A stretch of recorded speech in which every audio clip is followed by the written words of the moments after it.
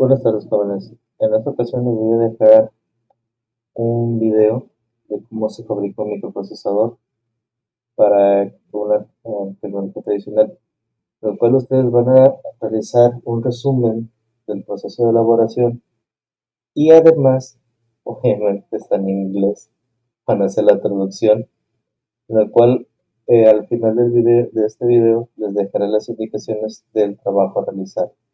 Sin más detalles, comenzaremos.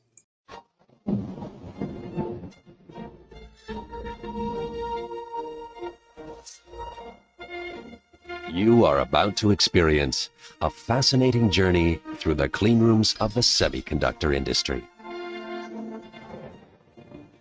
See integrated circuits in the making at one of Global Foundries' chip factories.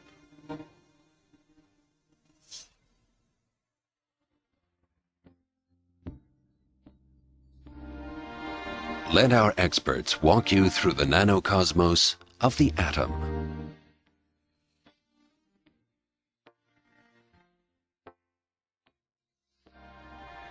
A world that normally remains hidden from our eyes.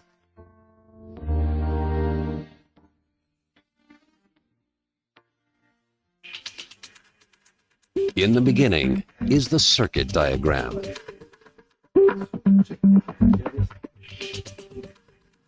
At design centers around the globe, experts collaborate to design circuit diagrams, sophisticated integrated circuits like microprocessors, high graphic processors, and wireless communications ICs.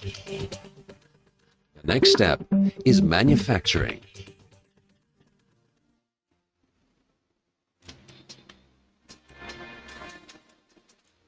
The disk substrates for the microchips are made from quartz sand and are called silicon wafers.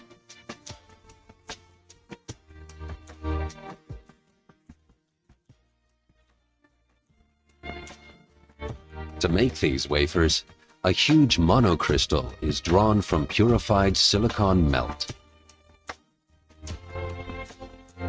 The result is a perfect silicon lattice into which the transistors will later be fitted.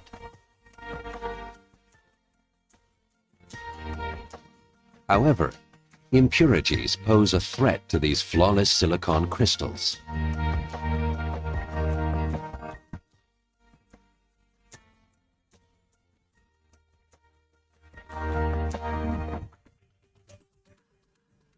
Our Global Foundries manufacturing teams must therefore take extensive precautions every time they enter our dust-free clean rooms.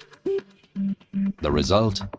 Our wafers are fabricated in an environment that is more than 100,000 times cleaner than an operating theater.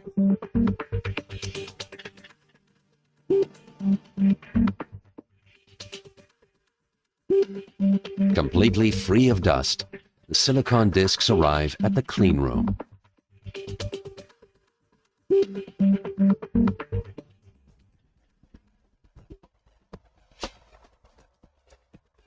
Here, 25 wafers are packed into each hermetically sealed container and sent off on a journey that will take them through hundreds of manufacturing steps.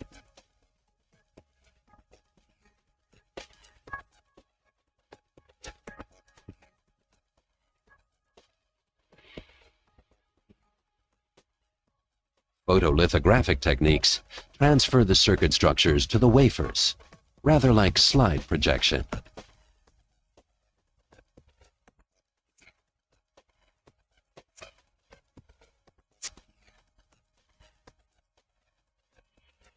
The key to this whole process is a solid mastery of light.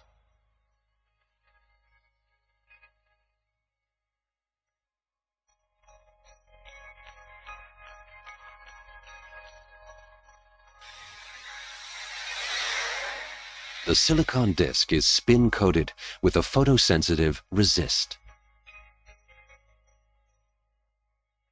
UV light transfers the circuit structures depicted on a mask to the wafer. The exposed parts of the resist are soluble and are removed by a developer.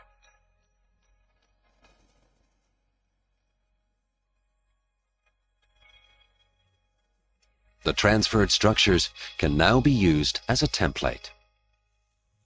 The unprotected parts of the water surface are etched away. The structures of billions of small current switches are generated on each wafer, tiny transistors.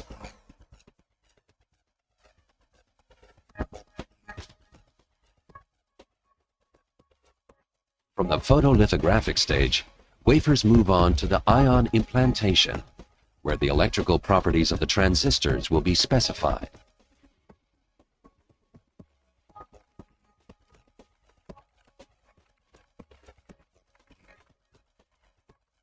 Here, the engineers make good use of one of silicon's most important properties.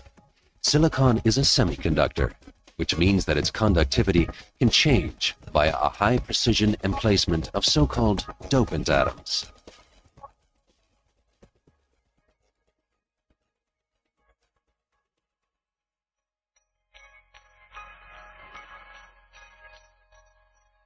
First, dopant atoms are injected into the silicon structures.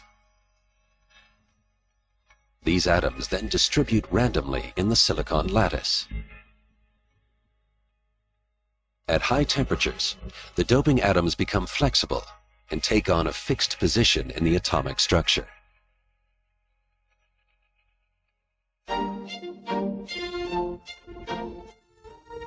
The complexity of manufacturing tiny transistors requires a clean room as big as 2 soccer pitches.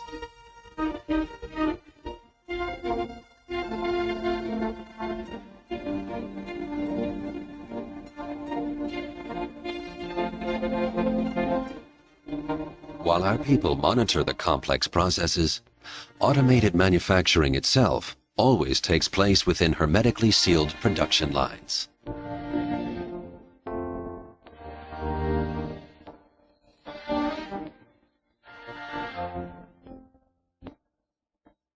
Copper dominates the next process step. The finest interconnect wires link up billions of separate transistors to form integrated circuits.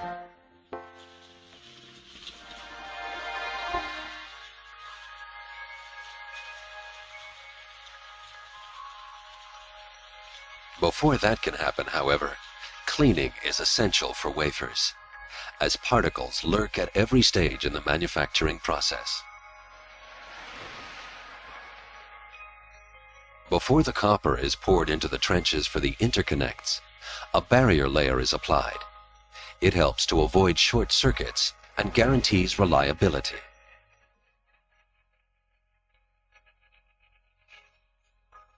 The trenches are then filled with copper.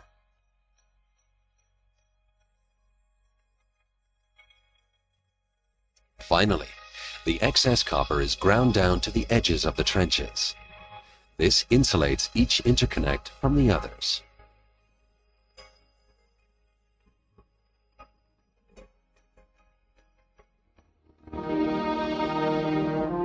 A microchip made of copper wiring established GlobalFoundries as the first company in the world to adopt copper in volume production. A foundation for the state-of-the-art multi-core processors that GlobalFoundries is introducing today in all product areas.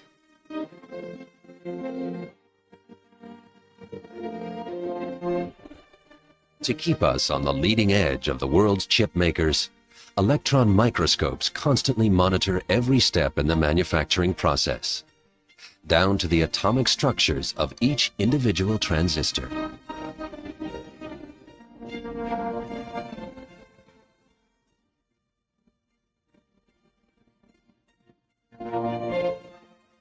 In 2 months, the wafer is ready.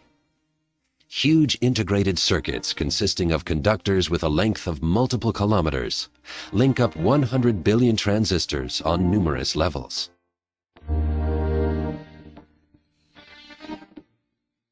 And that in a space no larger than a fingernail.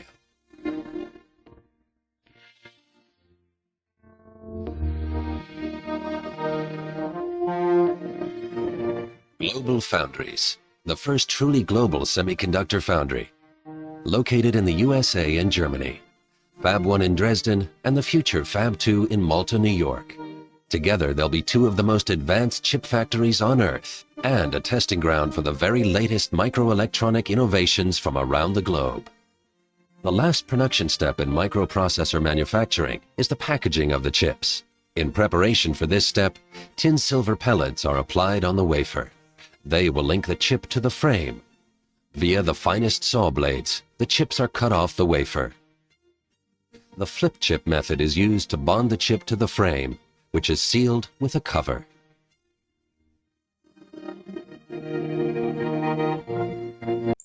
Bueno, como acabamos de ver en este video, se describe a grosso modo el proceso de elaboración de un procesador.